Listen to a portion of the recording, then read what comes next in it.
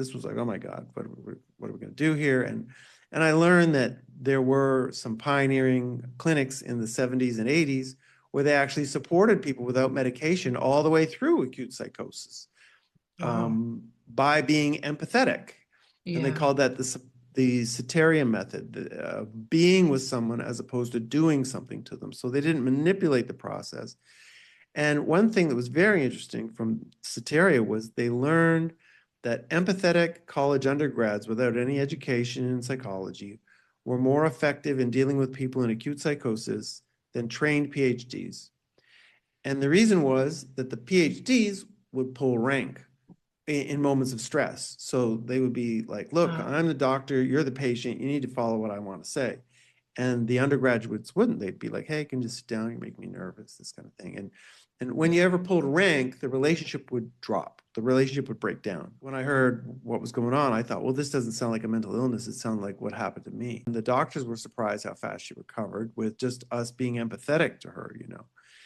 And then from there, though, when I heard she was going to be medicated continually, I thought, well, what's the difference? Because she was being labeled with probably bipolar disorder.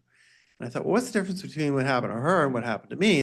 And so previously I learned about my experience as a spiritual emergency and mental illness being something completely different, like bipolar disorder is completely different. But this time when I went deeper, it turned out there was a lot of, not a lot, but there was a few pioneering psychologists and psychiatrists who saw all acute psychosis, this break with reality that gets labeled as bipolar or schizophrenia.